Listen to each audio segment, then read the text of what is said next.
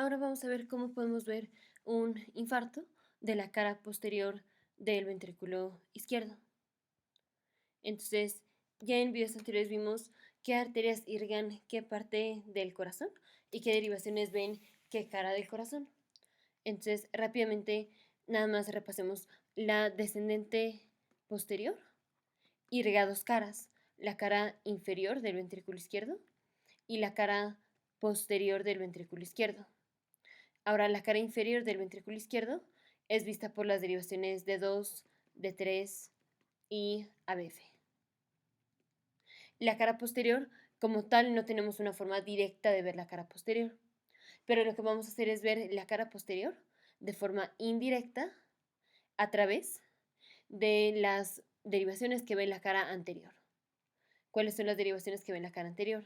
B1, B2, B3, B4, de B1 a B4. Entonces, un infarto transmural, en donde está sufriendo la cara posterior del ventrículo izquierdo, lo vamos a ver de forma indirecta en las derivaciones que ve en la cara anterior del ventrículo izquierdo, y esto se va a dar generalmente por una oclusión de la arteria descendente posterior. Entonces, ¿cómo vamos a saber si un paciente tiene un infarto de la cara posterior del ventrículo izquierdo? Esto es, ya en videos anteriores vimos si un paciente tiene elevación. Bueno, aquí es mixto, aquí.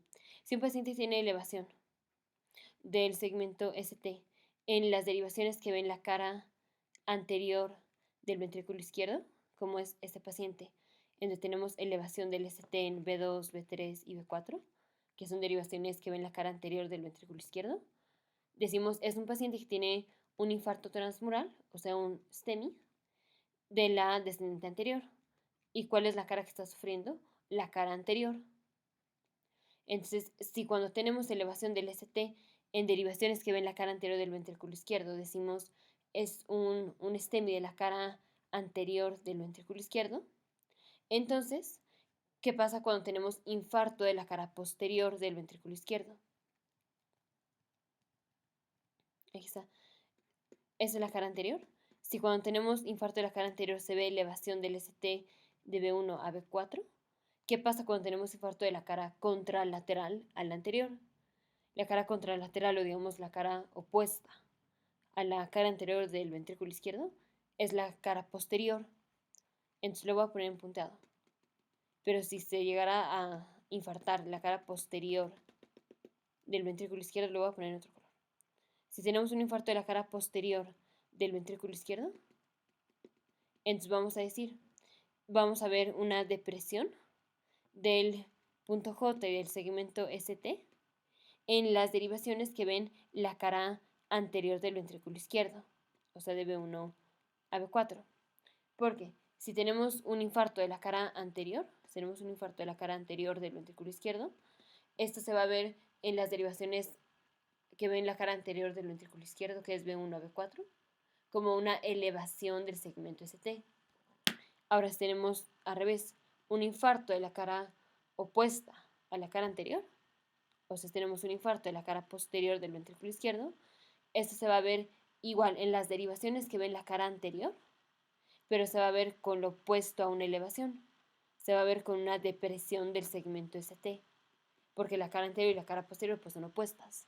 Si un infarto de la cara anterior nos da una elevación del ST en B1 a B4, un infarto de la cara posterior nos va a dar una depresión del ST en B1, B2, B3 y B4. Entonces si tenemos un paciente, aquí está, este es un electro de un paciente que tiene un infarto de la cara posterior. ¿Por qué? Porque tenemos depresión en caras que ven, o en derivaciones que ven la cara anterior del ventrículo izquierdo. Entonces, por ejemplo, B2, B3 son derivaciones que ven la cara anterior del ventrículo izquierdo. Entonces, como tenemos depresión, este es el TP, este es el punto J. Como tenemos depresión del punto J y del ST, en derivaciones que ven la cara anterior del ventrículo izquierdo, entonces esto es un infarto transmural de la cara posterior. Entonces, ¿cómo diagnosticamos un infarto de la cara posterior? al ver depresión del punto J y del ST en derivaciones que ven la cara anterior del ventrículo izquierdo.